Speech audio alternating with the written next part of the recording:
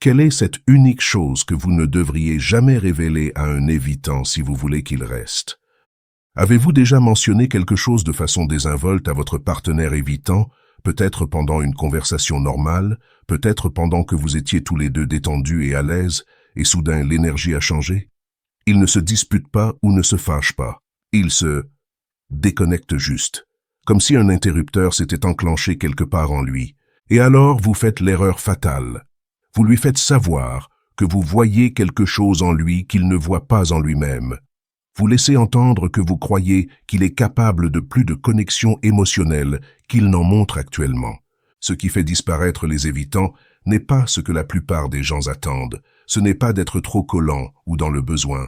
Ce n'est pas d'aller trop vite ou de parler de l'avenir. Ce n'est même pas de dire « je t'aime » au mauvais moment. La chose qui fait fuir les évitants, c'est quand vous admettez que vous attendez qu'ils changent. Mais pour un évitant, cela se traduit par quelque chose de complètement différent. Il entend que son moi actuel n'est pas suffisant, que vous tolérez qui il est maintenant tout en espérant quelqu'un de différent plus tard, que votre acceptation vient avec des conditions attachées. Quand vous mentionnez que vous savez qu'il s'ouvrira éventuellement, il entend de la pression enrobée de jolis mots. Quand vous dites que vous pouvez voir son vrai lui sous ses murs, il pense que vous dites que son moi actuel n'est pas assez bien. Quand vous laissez entendre que vous comprenez pourquoi il est sur ses gardes et croyez qu'il vous laissera entrer quand il sera prêt, il se sent comme une chose cassée que vous essayez de réparer. Le pire à propos d'admettre que vous attendez qu'il change, c'est comme cela sonne raisonnable. Vous n'exigez rien. Vous ne donnez pas d'ultimatum. Vous êtes juste patient et compréhensif pendant qu'ils travaillent sur leurs problèmes. Mais c'est exactement ce qui rend cela si mortel. Pensez-y de leur perspective. Quelqu'un dit essentiellement « je t'aime assez pour rester, mais pas assez pour accepter qui tu es en ce moment ». Ils entendent que votre amour vient avec un minuteur, vous attendrez, mais seulement jusqu'à ce que votre patience s'épuise. Quand vous dites à un évitant que vous attendez qu'il devienne plus ouvert, vous le mettez dans une position impossible. Il ne peut pas rester exactement comme il est parce que cela vous déçoit, mais il ne peut pas non plus changer parce que cela signifie admettre que sa façon naturelle d'être est mauvaise. Et voici la chose, la plupart des évitants ne veulent pas vraiment changer. Ils aiment être indépendants, ils sont à l'aise avec la distance émotionnelle. Ils ont construit toute leur identité autour de ne pas avoir trop besoin de qui que ce soit.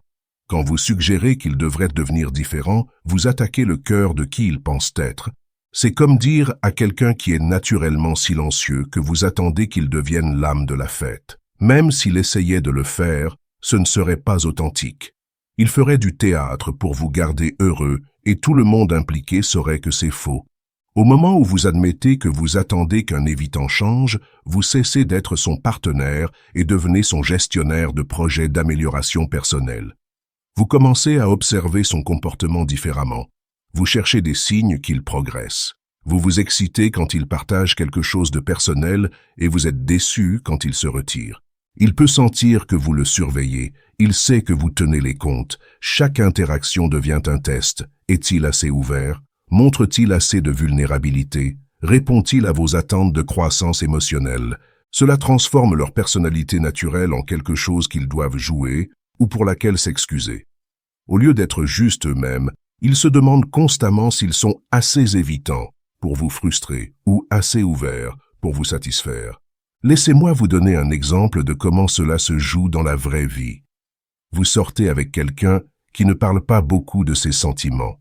Au lieu d'accepter que c'est juste comme ça qu'il communique, vous commencez à faire des commentaires comme « Je sais que tu te sentiras à l'aise de… Partagez plus avec moi éventuellement. » Ou « Je peux dire que tu veux t'ouvrir. Tu as juste besoin de temps. » Maintenant, chaque conversation devient chargée. Quand il ne partage pas quelque chose de personnel, il se sent comme s'il échouait vos attentes. Quand il partage quelque chose, il se demande si c'était assez ou si vous attendez encore plus. Il ne peut plus juste vous parler normalement, parce que chaque mot est mesuré contre vos espoirs pour son développement émotionnel. La partie vraiment foutue, c'est que votre patience crée en fait plus de pression que des demandes directes ne le feraient. Au moins avec des demandes, ils savent exactement ce que vous voulez et peuvent choisir de dire oui ou non. Mais avec ce jeu d'attente, les attentes ne sont pas claires et la ligne de temps est indéfinie. Ils ne savent pas quel genre de changement serait suffisant pour vous satisfaire. Ils ne savent pas combien de temps vous attendrez vraiment avant de devenir frustré. Ils ne savent pas si la personne que vous espérez qu'ils deviennent est même quelqu'un qu'ils veulent être. Cette incertitude est épuisante. C'est plus facile de juste disparaître que de vivre sous l'inquiétude constante qu'ils ne deviennent pas la personne que vous voulez qu'ils soient assez rapidement.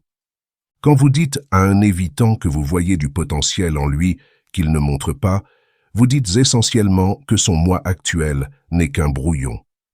Vous traitez qui il est en ce moment comme si c'était temporaire, comme si c'était quelque chose dont il va grandir une fois qu'il aura mis de l'ordre dans sa vie. Mais, et si c'est juste qui il est?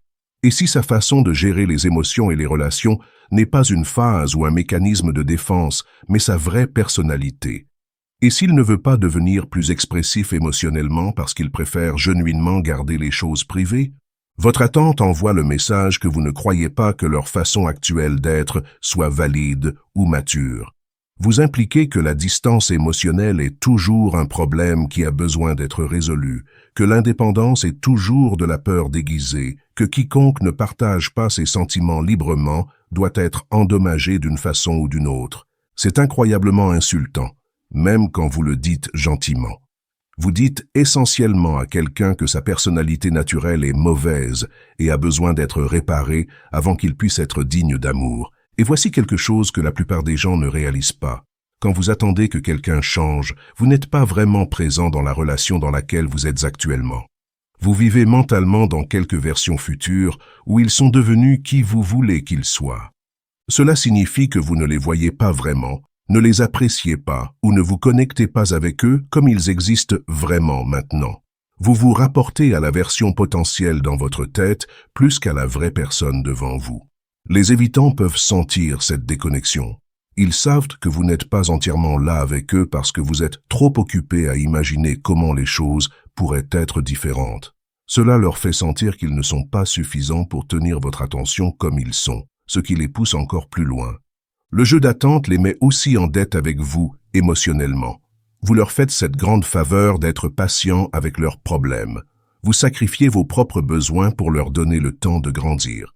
Maintenant, ils vous doivent quelque chose. Ils vous doivent du progrès, de l'amélioration, de la transformation. Cette dette se sent suffocante parce qu'ils ne vous ont jamais demandé d'attendre. Ils n'ont jamais promis de changer. Ils n'ont jamais dit qu'ils voulaient devenir plus ouverts émotionnellement. Mais maintenant, ils sont responsables de justifier votre patience et de récompenser votre foi en eux. Quand la pression devient trop intense, disparaître commence à ressembler à la seule sortie. Ils ne peuvent pas devenir la personne que vous attendez parce que cette personne n'existe pas. Ils ne peuvent pas rester exactement comme ils sont parce que cela vous déçoit. Alors ils partent plutôt que de continuer à échouer, à rencontrer des attentes auxquelles ils n'ont jamais accepté. La chose à propos d'attendre que quelqu'un change, c'est que cela vous demande de rejeter qui ils sont vraiment. Vous pourriez penser que vous êtes acceptant, mais vous dites vraiment « je t'accepte conditionnellement », tant que tu travailles vers devenir quelqu'un de différent. La vraie acceptation signifie aimer la personnalité de quelqu'un comme elle existe maintenant, pas comme vous espérez qu'elle pourrait se développer plus tard. Cela signifie trouver leur façon naturelle de gérer les émotions attirantes, pas la voir comme quelque chose qui a besoin d'amélioration. Si le style émotionnel de quelqu'un ne fonctionne pas pour vous, la réponse honnête est de trouver quelqu'un dont le style fonctionne, pas de traîner en espérant que cette personne se transformera en quelqu'un de plus compatible. Quand vous admettez à un évitant que vous attendez qu'il change, vous lui dites que qui il est n'est pas suffisant. Vous dites que vous ne pouvez l'aimer pleinement qu'une fois qu'il devient différent. Vous rendez votre acceptation contingente à sa volonté d'abandonner des parties de lui-même qui se sentent essentielles à son identité. C'est pourquoi ils disparaissent, pas parce qu'ils ne se soucient pas de vous, mais parce qu'ils ne peuvent pas gérer la pression d'essayer constamment de devenir quelqu'un qu'ils ne sont pas afin de gagner un amour qu'ils pensaient déjà avoir. Mais il y a quelque chose d'encore plus dommageable qui arrive quand vous révélez que vous attendez un changement. Vous leur enseignez accidentellement que leur façon naturelle d'être est un problème qui a besoin d'être résolu. Vous confirmez chaque doute qu'ils ont jamais eu sur s'ils sont capables d'être dans une relation saine. La plupart des évitants luttent déjà avec le sentiment d'être fondamentalement différents des autres gens d'une mauvaise façon. Ils regardent leurs amis tomber amoureux facilement, partager leurs sentiments ouvertement et construire des connexions intimes, sans toute la résistance interne qu'ils expérimentent. Ils se demandent s'il y a quelque chose de mal avec eux qui rend les relations si compliquées et écrasantes. Quand vous leur dites que vous attendez qu'ils deviennent plus disponibles émotionnellement, vous confirmez essentiellement leur pire peur sur eux-mêmes. Vous acceptez que oui, il y a quelque chose de mal avec comment ils gèrent les relations. Oui, ils ont besoin d'être réparés avant qu'ils puissent être aimables. Cette confirmation les frappe comme un coup de poing dans l'estomac parce qu'elle vient de quelqu'un dont l'opinion compte pour eux. Si un étranger les appelait émotionnellement indisponibles, ils pourraient l'ignorer. Mais quand quelqu'un dont ils se soucient accepte essentiellement que leur personnalité a besoin d'amélioration, cela valide chaque insécurité qu'ils portent. Le dommage va plus profond que juste blesser leurs sentiments. Vous renforcez en fait la honte qu'ils ressentent à propos de leur style émotionnel naturel. Vous leur enseignez que l'indépendance est égoïste, que la distance émotionnelle est mauvaise, que leur façon d'aimer n'est pas assez bonne. Cette honte devient toxique parce qu'elle les fait haïr des parties d'eux-mêmes qui ne sont pas vraiment nuisibles. Il n'y a rien d'intrinsèquement mal à être plus réservé émotionnellement. Il n'y a rien de cassé à préférer l'indépendance. Il n'y a rien qui a besoin d'être réparé à propos d'avoir des limites autour de la vulnérabilité. Mais quand quelqu'un qu'ils aiment est déçu de ses traits, ils commencent à voir leur personnalité naturelle comme un défaut de caractère. Ils commencent à croire que qui ils sont dans leur cœur est incompatible avec être aimé. Voici ce qui rend cela particulièrement cruel. Vous ne rejetez pas juste leur moi actuel, vous rejetez aussi leur droit d'être différent de vous. Vous dites que votre façon de gérer les émotions est la bonne façon, et leur façon est quelque chose qui a besoin d'être corrigé. Cela crée un déséquilibre de pouvoir où votre style émotionnel devient le standard qu'ils sont censés rencontrer. Votre besoin d'ouverture devient plus important que leur besoin de privacité. Votre timeline pour l'intimité devient le rythme qu'ils sont censés égaler. Quand vous vous positionnez comme celui patient qui est disposé à attendre qu'ils grandissent, vous les positionnez aussi comme celui cassé qui a besoin de temps pour rattraper votre niveau de maturité émotionnelle. Cette dynamique est incroyablement dégradante, même quand vous ne le voulez pas ainsi. Ils commencent à se sentir comme un enfant qui déçoit un parent, comme un étudiant qui échoue à rencontrer les attentes de son professeur, comme un patient qui ne répond pas bien au traitement. Aucun de ces rôles ne se sent bien dans une relation romantique. L'attente crée aussi une pression de timeline qui empire tout. Même si vous ne leur donnez pas une échéance spécifique, ils savent que votre patience n'est pas infinie. Ils savent qu'éventuellement, vous vous fatiguerez d'attendre et soit leur donnerez un ultimatum, soit partirez. Cette horloge de compte à rebours invisible les fait paniquer à propos de leur progrès. Ils commencent à essayer de se forcer à être plus ouverts, plus vulnérables, plus expressifs émotionnellement. Mais la vulnérabilité forcée n'est pas de la vraie vulnérabilité, c'est de la performance. Et vous pouvez tous les deux dire la différence. Quand ils essaient d'accélérer leur développement émotionnel pour rencontrer votre timeline, tout ce qu'ils partagent se sent faux et calculé. Ils ne s'ouvrent pas parce qu'ils se sentent en sécurité. Ils s'ouvrent parce qu'ils pensent qu'ils doivent le faire pour vous garder. Cette performance les épuise parce qu'elle demande un effort constant pour être quelqu'un qu'ils ne sont pas. Ils ne peuvent pas juste se détendre et être eux-mêmes, parce qu'eux-mêmes n'est pas assez bon pour vous. Ils doivent rester dans le personnage de la version d'eux-mêmes que vous espérez qu'ils deviennent. La performance les rend aussi amers, parce qu'ils font tout ce travail émotionnel, non pas pour leur propre croissance, mais pour rencontrer les attentes de quelqu'un d'autre. Ils changent, non pas parce qu'ils le veulent, mais parce qu'ils sentent qu'ils doivent le faire pour être aimés. Éventuellement, l'amertume et l'épuisement s'accumulent jusqu'à ce que disparaître semble la seule façon d'obtenir du soulagement. Ils ne peuvent pas continuer à prétendre être quelqu'un qu'ils ne sont pas, et ils ne peuvent pas retourner être quelqu'un que vous avez déjà dit n'était pas suffisant. Il y a un autre aspect de ceci que la plupart des gens ne considèrent pas. Quand vous dites à un évitant que vous attendez qu'il change, vous lui dites aussi que vous ne faites pas confiance à son jugement sur lui-même. Vous dites que vous savez mieux que lui quel genre de personne il devrait être. C'est incroyablement présomptueux. Qui êtes-vous pour décider que leur niveau naturel d'expression émotionnelle a besoin d'amélioration? Qui êtes-vous pour déterminer que leur façon de gérer les relations est mauvaise? Qui êtes-vous pour établir les standards de ce qui compte comme assez d'ouverture? Votre supposition qu'ils ont besoin de changer implique que vous avez fait une sorte d'évaluation et les avez trouvés manquants. Vous avez évalué leur personnalité et décidé qu'elle ne rencontre pas vos exigences pour une relation saine. Mais ils n'ont jamais demandé votre évaluation. Ils n'ont jamais demandé votre feedback sur leur disponibilité émotionnelle. Ils ne se sont jamais inscrits pour être notés sur leur capacité de vulnérabilité. Quand vous vous nommez comme le juge de leur développement émotionnel, vous dépassez les limites d'une façon qui se sent envahissante et contrôlante. Vous les traitez comme un projet au lieu d'une personne, comme un problème au lieu d'un partenaire. Cette dynamique vous met aussi dans une position de supériorité qui est toxique pour toute relation. Vous arrivez à être celui émotionnellement mature qui aide gracieusement celui émotionnellement atrophié à grandir. Vous arrivez à être le professeur patient guidant l'étudiant lent vers l'illumination. Mais les relations sont censées être entre égaux, pas entre un mentor et son projet. Quand vous prenez le rôle d'attendre que quelqu'un change, vous vous mettez automatiquement au-dessus d'eux dans la hiérarchie relationnelle. Cette position supérieure pourrait se sentir bien pour votre ego, mais c'est dévastateur pour une connexion genuine.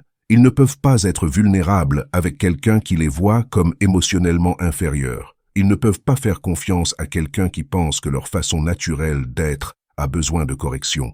Le déséquilibre de pouvoir les fait aussi sentir qu'ils ne peuvent exprimer aucune insatisfaction avec la relation parce qu'ils sont censés être reconnaissants que vous restez malgré leurs problèmes.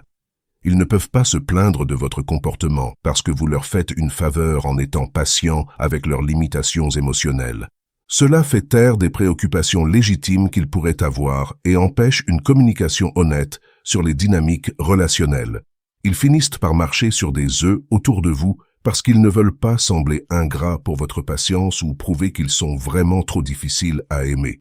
Quand les évitants réalisent qu'ils sont dans ce genre de relation inégale, où leur partenaire les voit comme un projet à réparer plutôt qu'une personne complète, ils décident souvent qu'il vaut mieux être seul que de vivre sous ce genre de jugement.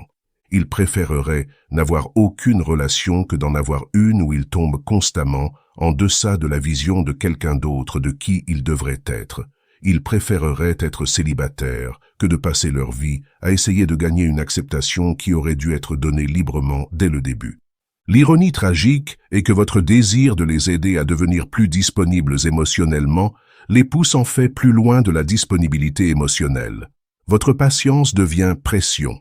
Votre compréhension devient condescendance. Votre amour devient conditionnel. Au moment où ils disparaissent, ils ne vous quittent pas juste. Ils échappent à une relation qui les a fait se sentir fondamentalement défectueux pour être qui ils sont naturellement. Ce qui rend toute cette situation encore plus compliquée, c'est comment la société nous enseigne que l'amour devrait inspirer croissance et changement. On nous dit que la bonne personne nous fera vouloir être mieux, que les relations saines impliquent de supporter le développement de chacun, que se soucier de quelqu'un signifie l'aider à surmonter ses limitations. Alors quand vous exprimez la foi dans le potentiel d'un évitant à devenir plus ouvert, vous pensez que vous êtes un bon partenaire.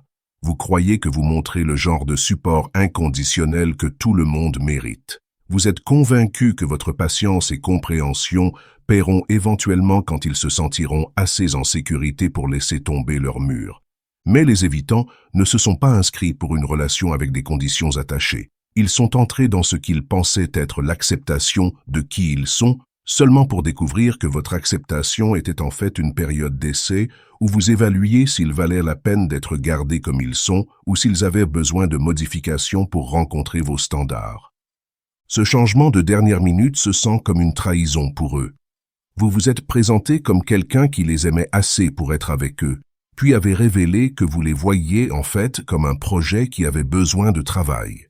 La personne qu'ils pensaient les accepter s'avère être quelqu'un qui attendait juste qu'ils deviennent acceptables.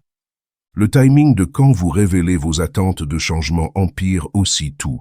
Cela arrive habituellement après qu'ils ont déjà commencé à se soucier de vous, après qu'ils ont déjà laissé tomber une partie de leur garde, après qu'ils ont déjà commencé à faire confiance, que peut-être cette fois les choses pourraient être différentes. Quand vous attendez jusqu'à ce qu'ils soient émotionnellement investis pour révéler que vous espérez qu'ils changeront, cela se sent comme un piège. Comme si vous aviez délibérément attendu jusqu'à ce qu'ils s'en soucient trop pour partir facilement avant de montrer vos vraies attentes. Comme si vous saviez qu'ils ne se seraient pas impliqués si vous aviez été franc à propos de les voir comme quelqu'un qui avait besoin d'amélioration depuis le début. Cette sensation d'être dupé les fait questionner tout à propos de la relation.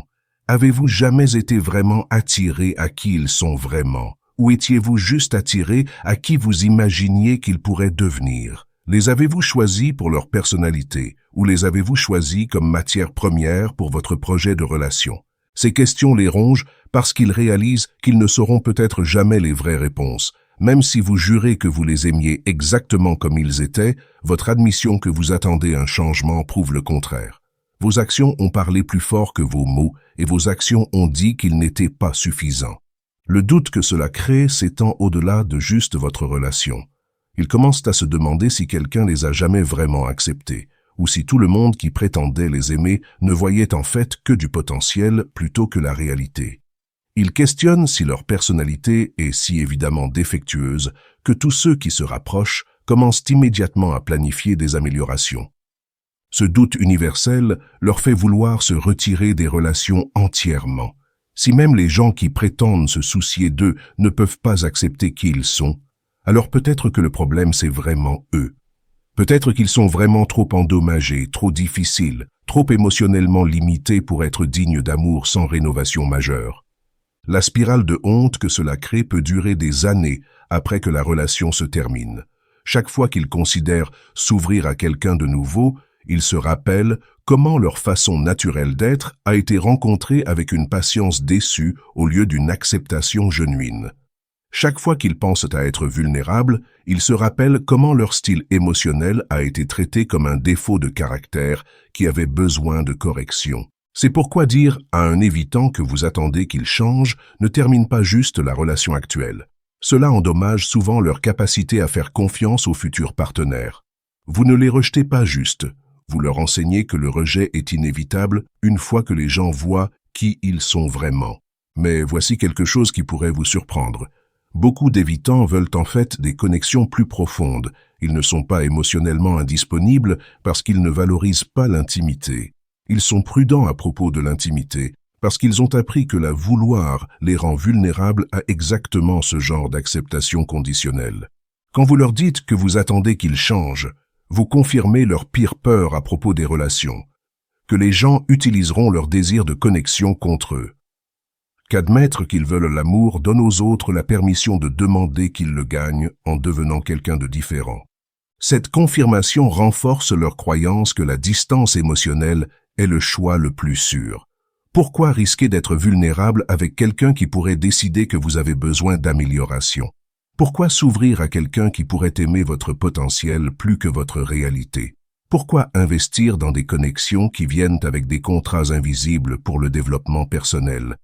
Votre patience bien intentionnée leur enseigne en fait que leurs instincts à propos des relations étaient corrects, qu'on ne peut pas faire confiance aux gens avec leur vrai moi, que l'amour vient toujours avec des conditions, peu importe comme ces conditions sont bien emballées. La partie la plus tragique, c'est que les évitants ont souvent une capacité incroyable pour la loyauté, la profondeur et l'engagement une fois qu'ils se sentent vraiment en sécurité. Mais se sentir vraiment en sécurité demande de savoir que quelqu'un les aime sans un agenda pour le changement. Cela demande d'expérimenter une acceptation qui ne vient pas avec une timeline ou des attentes de croissance. Quand vous admettez que vous attendez qu'ils deviennent plus disponibles émotionnellement, vous éliminez toute possibilité de cette sécurité. Vous avez révélé que votre amour est conditionnel à leur volonté de se transformer, ce qui signifie qu'ils ne peuvent jamais vraiment se détendre pour être eux-mêmes avec vous. Au lieu d'inspirer le changement que vous espérez, votre admission que vous attendez un changement les enferme souvent dans les mêmes schémas que vous voulez qu'ils dépassent. Ils deviennent plus gardés, pas moins. Plus distants, pas plus proches. Plus convaincus que les relations sont dangereuses, pas plus sûrs. L'ironie est dévastatrice. Votre patience à attendre qu'ils s'ouvrent assure en fait qu'ils ne le feront jamais. Votre foi en leur potentiel de changer devient la raison pour laquelle ils ne peuvent pas risquer de changer. Votre amour devient la chose qui les empêche d'accepter l'amour. C'est pourquoi, au moment où vous admettez que vous attendez qu'un évitant change, vous avez essentiellement terminé toute chance de voir l'évolution naturelle que vous espériez. Vous avez transformé une relation en performance, une connexion en évaluation, l'amour en système de récompense qu'ils ne peuvent jamais vraiment comprendre comment gagner. Comprendre cela ne signifie pas que vous devriez accepter un traitement qui vous rend malheureux. Cela signifie reconnaître que espérer que quelqu'un changera pour vous n'est pas de l'amour. C'est essayer de personnaliser une autre personne pour qu'elle corresponde à vos préférences. Si vous avez besoin de plus d'ouverture émotionnelle que ce que quelqu'un offre naturellement, la solution n'est pas d'attendre qu'il la développe. La solution est de trouver quelqu'un qui a déjà le style émotionnel qui fonctionne pour vos besoins. Votre bonheur compte trop pour le passer à attendre que quelqu'un devienne une personne qu'il ne voudra peut-être jamais être. Et leur droit d'être acceptés comme ils sont compte trop pour que vous rendiez votre amour conditionnel à leur volonté de changer. Avez-vous déjà été dans une situation où vous vous êtes trouvé à attendre qu'un évitant devienne plus disponible émotionnellement? J'aimerais entendre comment cette dynamique s'est déroulée dans votre expérience. Laissez un commentaire ci-dessous et partagez votre histoire. Vous êtes-vous reconnu dans l'un de ces schémas? Comment cela vous a-t-il affecté, vous et eux, quand vous avez admis que vous espériez qu'ils changeraient? Vos expériences aident d'autres personnes à comprendre qu'elles ne sont pas seules à faire face à ces dynamiques relationnelles compliquées. Alors s'il vous plaît, prenez un moment pour partager ce qui s'est passé dans votre situation.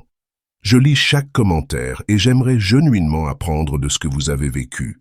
Si cette vidéo vous a aidé à comprendre pourquoi exprimer la foi dans le potentiel de quelqu'un à changer peut complètement se retourner contre vous avec les évitants, appuyez sur ce bouton j'aime pour aider plus de gens à trouver ce contenu. Et assurez-vous de vous abonner pour plus de perspectives sur les schémas relationnels qui fonctionnent vraiment au lieu de ceux qui repoussent accidentellement les gens.